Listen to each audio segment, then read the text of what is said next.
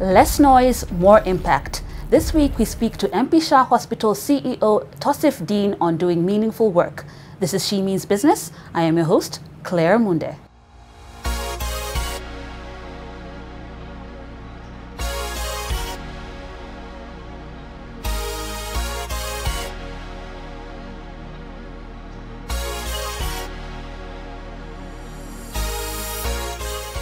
Toseef, we're happy to have you on She Means Business this week. And you know, it's International Women's Month, and this year the theme is Accelerate Action. Now, as I was doing a little bit of research on you, I saw an interview where you talked about making noise. You know, we're in a space where we're told women need to speak up to get their place on the table. But you said that it's not necessarily about being the loudest talker, but it's about making the right noise and for the right reason. So speak to us a little bit about that. What is the right noise when it comes to women taking their seat at the table? Thanks for this, and indeed it is International Women's Day, so a very happy International Women's Day. And the thing about Women's Day is that the tragedy is it only happens during March. It would be very nice that such kind of action happens throughout the year. We don't have to make so much noise about it that it's, you know, March and we're talking about International Women's Day, let's do these interviews, let's do these quotes. It should be a time when we are talking about women throughout the year.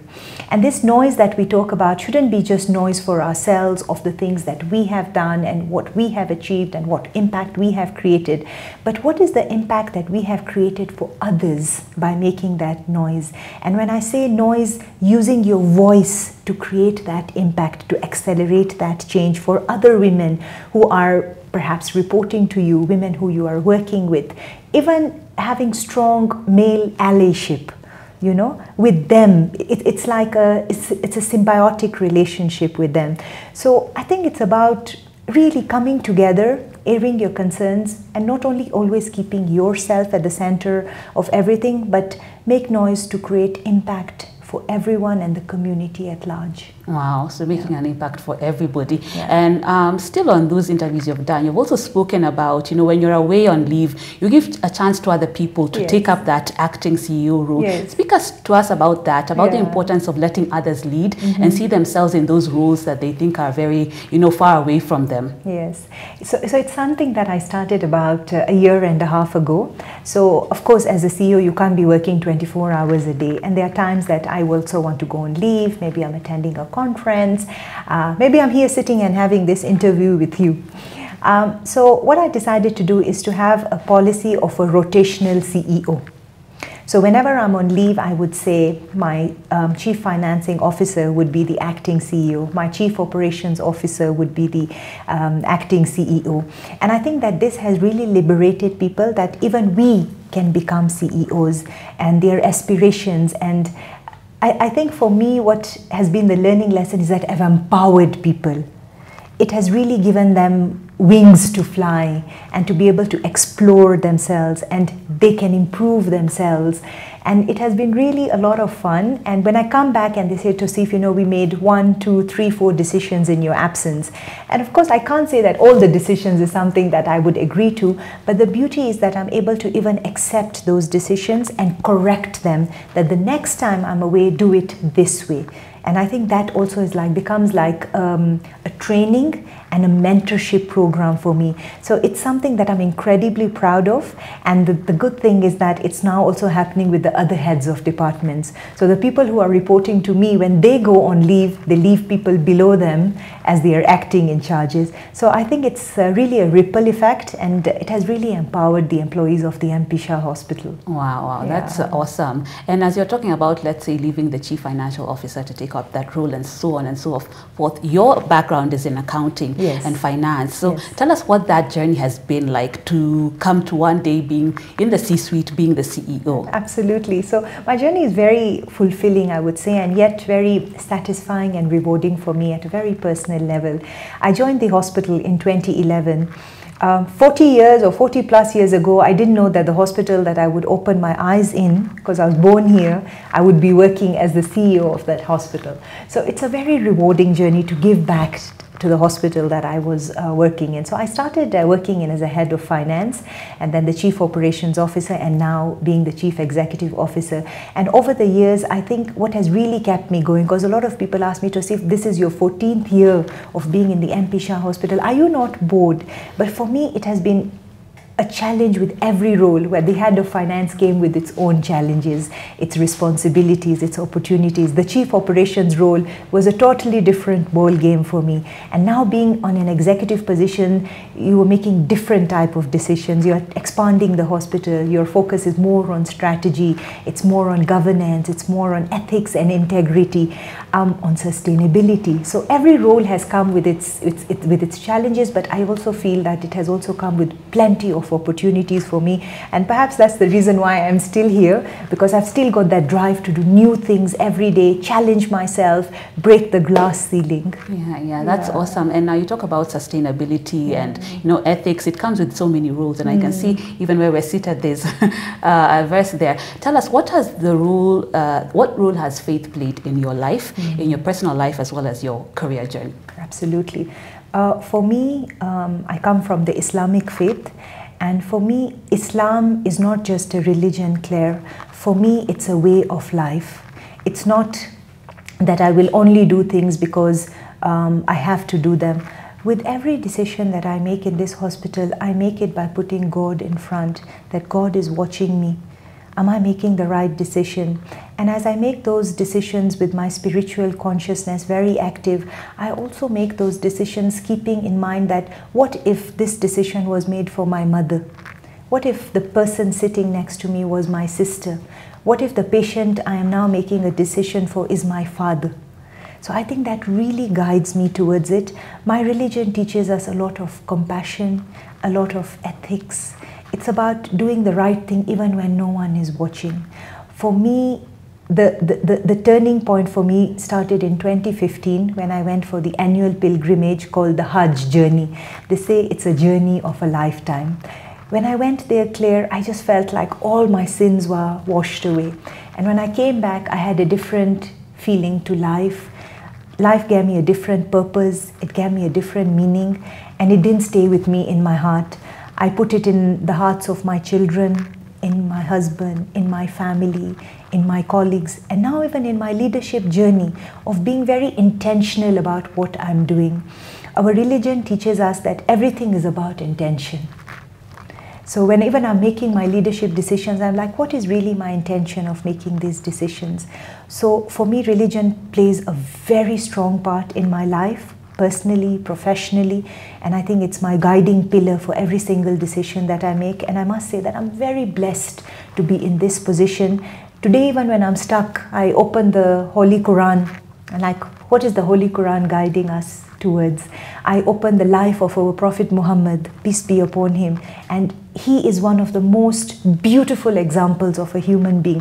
What would he have done? So it really guides me in too many ways. Wow, that's beautiful. Yeah. And now you've talked about family, children, and your spouse and all that. Tell me, how has it been work-life balance or work-life integration, as they call it these days? Yes. Have you been able to manage, a very demanding office and a hospital at that, as well as your personal life?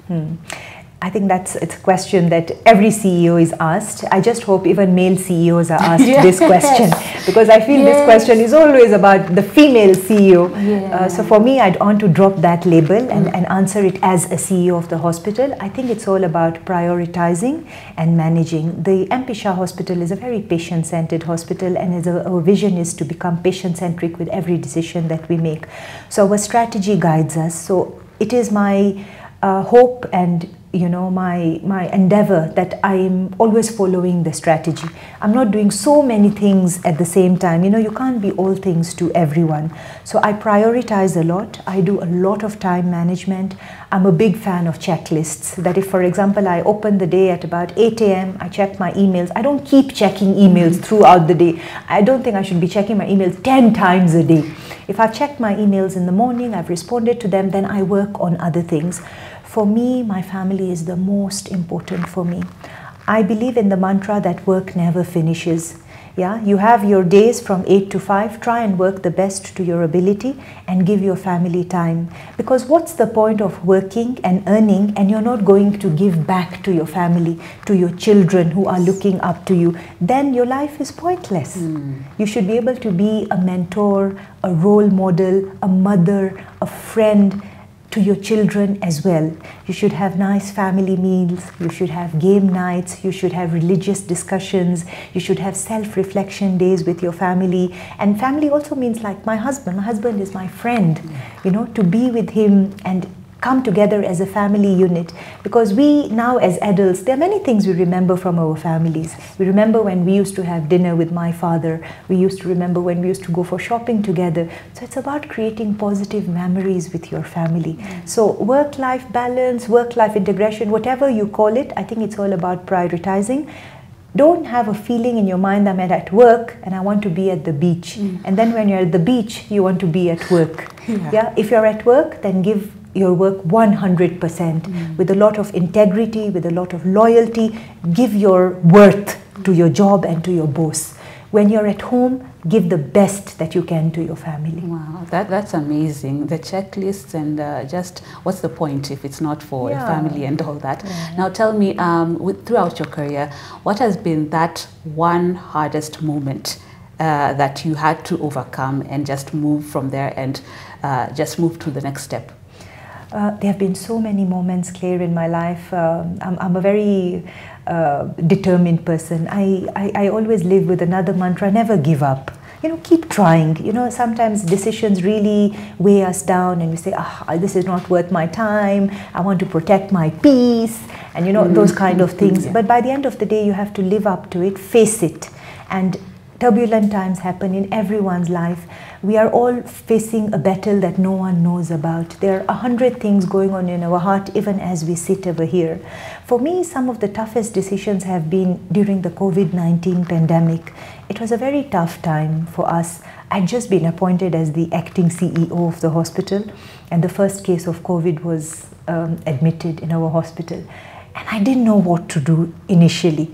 Yes, we had clinical governance, we had protocols, we were having guidelines from the Ministry of Health, but suddenly I had to make some very tough decisions, like we had to start cancelling elective cases and shut the theatres down. We had to close some of our satellite clinics. Some of our staff had to be sent on leave. We had to change the way we were doing work. We had to institute a remote working policy. So it was like 10,000 decisions all being made at the same time. And you're wondering, am I making the right decision? Am I not making the right decision? What am I supposed to do? For me, again, I was putting the patient at the center of my decision making. But for me, there was decision fatigue at that time. You know, there was so much happening. Our staff were dying.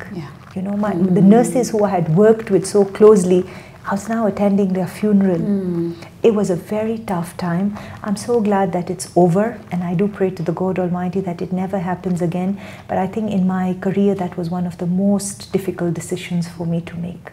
But it also built me to the leader I am today. It built in me a lot of resilience. It built into me a lot of emotional intelligence, a lot of self-awareness as well. That's amazing. I want us to shift gears a little bit. What do you do for fun? Oh, I have a lot of things I do for fun. You know, CEOs are usually labeled that they're so boring. They're always in this corner office, always replying emails, being difficult with the staff. I hope this CEO goes on leave. But for me, I have a lot of areas of fun. One thing that I thoroughly enjoy is going to the Karura forest. I invest a lot in myself, and I follow a very healthy eating plan. Fun for me is being in nature, forest bathing, strength training. I'm now well into my 40s, so I pick a lot of weights because I really want to be toned and fit. How many kg? That's a date for another day. But I do have fitness goals. So for me, fun is about investing in my fitness and going into nature. Fun for me is also to have very rich conversations with my friends. So I try to meet them once a month, have a coffee, book clubs with my family. Like very recently, my family with my sister-in-law and my nieces, we have formed a family book club. So we are reading a very interesting book by Lisa Wingate. And that's what we were discussing over the weekend. So fun is about having rich relationships, investing time in yourself, and a lot of gratitude. You know, you can be always in a very materialistic mode. I want this, I want that, I want that. But I think for me, also just grounding yourself and saying, I have all these things and there is a lot to be grateful for. Yeah. Okay, that's good. And who's on your playlist? Playlist, many people are on my playlist. Right now it's the month of Ramadan. We just started fasting, yes. so I'm listening to a lot of religious lectures. I'm listening to a lot of songs that are very Islam oriented. But I do enjoy music. I enjoy Indian music. I enjoy English music. But my go-to song are many, and I sometimes listen to Love Me Tender by Elvis Presley. I like those kind of songs. Yeah. So UB40 sometimes. There are some songs that I like from that genre. So those are some of the playlists. Nice, yes. nice. Yes. As we conclude this interview, I'd like you to look into the camera and talk to the women who are watching and give them that one piece of advice as they scale up that career ladder, about resilience, about, you know, not giving up, about just taking the steps that you need to get to where you want to go to. Sure. So for me now, of course, also tying in with International Women's Day, for me, my message to the women out there, the ladies, the young girls who are out there, and even the men who are out there, is to believe in yourself. Because if you don't believe in yourself, you can't get to the next level. Have a lot of resilience. Be confident in your decision making and get a mentor. Mentorship is powerful. It is transformational. If not mentorship, get a coach. It is transformational in many ways, and I'm speaking from my own personal experiences. Get out there and invest in yourself. Continuous improvement. Be curious about learning new things every day. Life is a long journey. And in this journey, enjoy that. Don't beat yourself up for the things that you've not been able to do, but pat yourself on the back and say, I did it, and I believe in myself. Awesome. Thank you so much. You've heard it from Toseef Din, the CEO of MP Shah Hospital. Believe in yourself, go for it, get a coach, and you will be able to climb up that career ladder. This has been She Means Business. I have been your host, Claire Munde. Until next time, have a good one.